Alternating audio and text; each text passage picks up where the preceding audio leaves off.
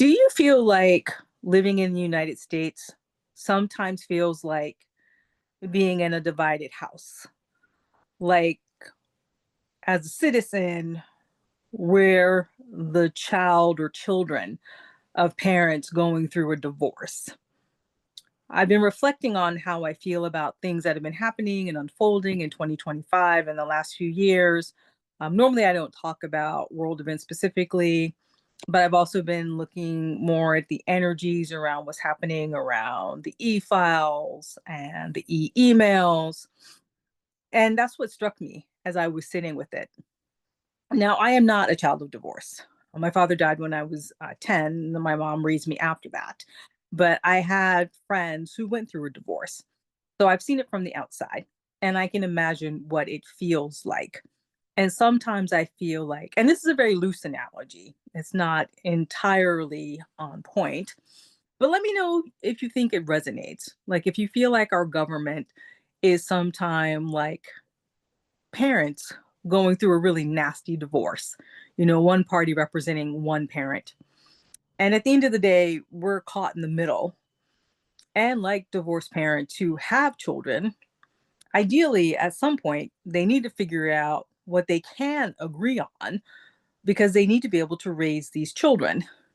And now, in this analogy, loosely, the citizens, the people who live in the country, you know, our livelihoods, our futures are at stake. And what does all of this have to do with astrology? I'm sure some of you are beginning to wonder. Well, Jupiter in Cancer just went retrograde November 11th, and it's going to be retrograde until March 10, 2026, next year. And Jupiter in Cancer can represent the home, our home base, but it can also represent our relationship to our nationality, our country, our government. And with Jupiter in Cancer, Jupiter expands whatever it touches. And normally this can be a good thing. And it still might be, as it goes through its transit, it'll be leaving Cancer next summer, 2026. But I am curious if this is why we're seeing some of the things that we've seen since June of this year, which is when Jupiter entered Cancer. It's something to reflect upon because I think in some parts of the country, the divorce is nastier than others. In some states, the divorce might at least appear more civil. And then maybe in some states, it kind of feels like the divorce goes back and forth between being civil for one day and then really nasty for a couple of weeks.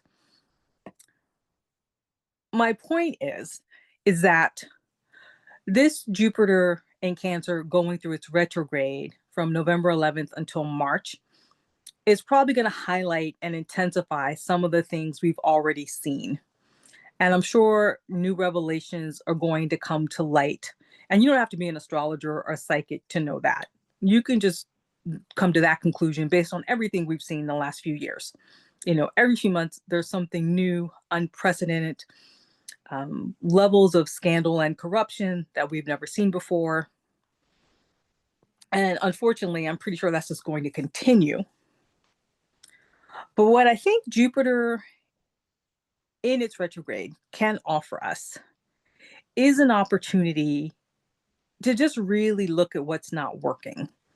Just like in a household going through divorce, all parties, including the children, have to come face to face with what's not working. We have to see just how broken it is. And through all the heartbreak, the anger, the resentment, the rage, the grief, we need to move through that too. And I'm inviting people to take that opportunity to do that during this Jupiter retrograde. As we see things fall apart in our society, in our culture, in our government, that we make space to actually feel the feelings. Because we need to do that. We need to actually process the feelings. We need to stay in our bodies. We need to stay grounded. And a key part of staying grounded, in my experience, is actually feeling my feelings, no matter how awful they are. And then from that space, we can begin to heal and repair. And this may be happening for you on a personal level as well. this Jupiter retrograde could be highlighting for you what's not working in your home life as well, or your home base. And I think the same thing applies as well, even if it's happening on a personal level. Um, we just need to really get clearer. We need to fix what's broken, at least internally. And I'm not saying that anyone listening or watching this channel is going to have the solutions to what's happening in the government, although some of you might. There are a lot of brilliant people out there in this space, in this community. And this is one of the reasons why I do the work that I do.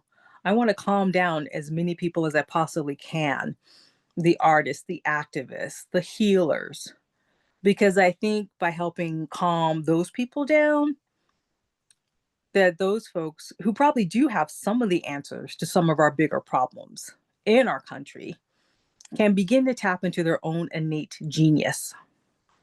And so that's what I want to do. I want to create a space for those people to just be able to relax and breathe long enough to move through their feelings so that then their solutions can begin to bubble to the surface.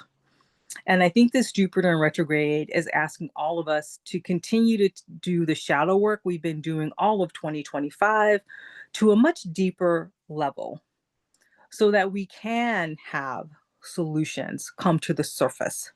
And I think it's an opportunity to help us prepare for that big conjunction between Saturn and Neptune, which is going to be February 20th, 2026. And so I feel like that's not an accident either, that conjunction happens a few weeks before Jupiter concludes this retrograde.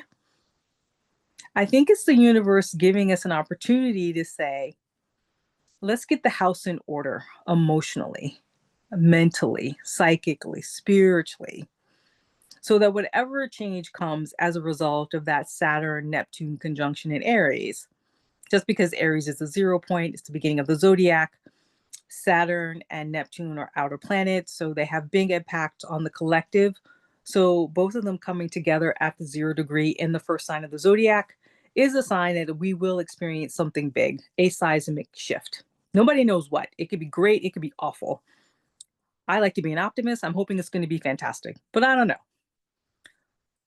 Just because I feel like we're going through a lot that has to be resolved.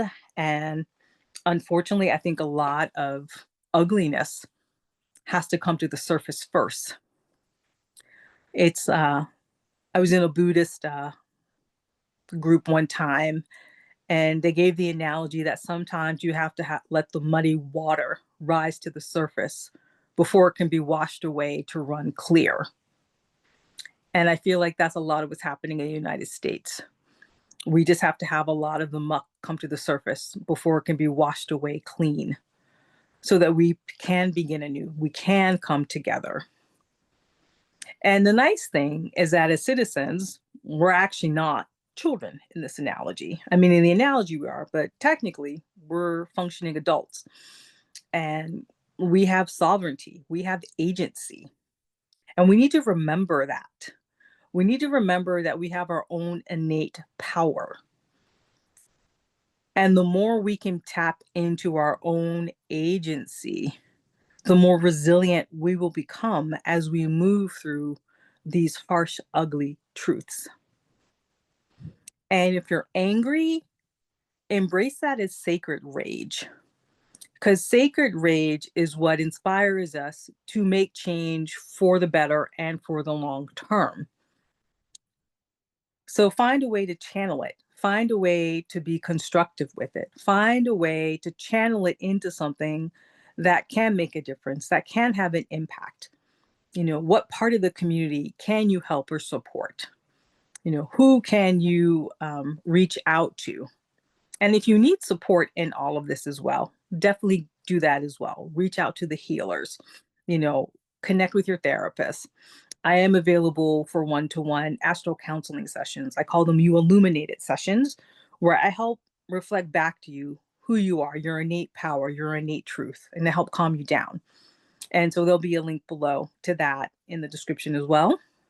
I also have my Skool community where people come together. We do a Q&A once a week, and I also hold office hours once a month for 2 hours where I can work with somebody one-to-one in front of a group.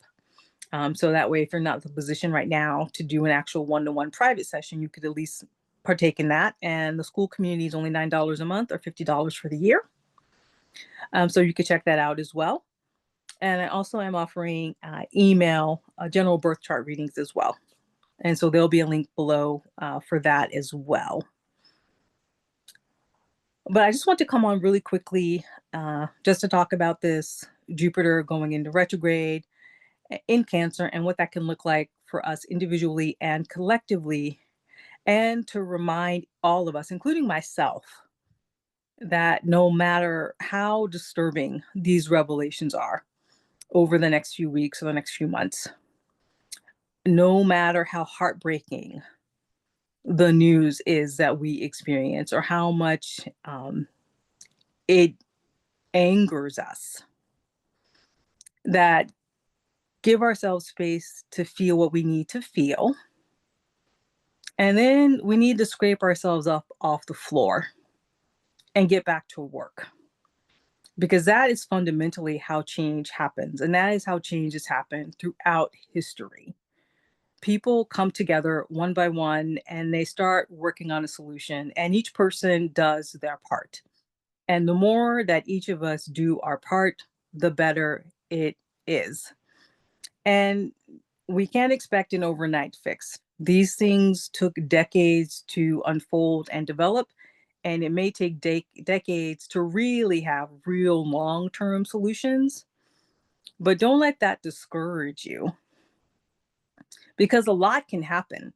And even a 1% increase, a 1% improvement can improve thousands of lives, maybe even hundreds of thousands of lives.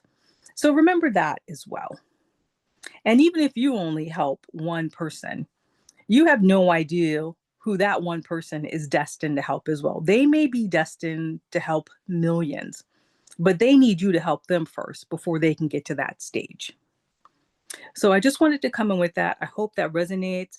Please let me know if you have other thoughts about this matter. I'd love to hear what other people have to say. If any of this resonated for you, you can even just say, Jupiter and Cancer in the comments if it makes sense to you. But either way, I believe in all of us. And I believe in the good. And I believe that there are more good people than bad. And I believe that most of us are motivated by love and truth and harmony. So be willing to shine your light, because the more of us that shine our light, the more light there will be. Easefully yours, wishing you so much love, Darice.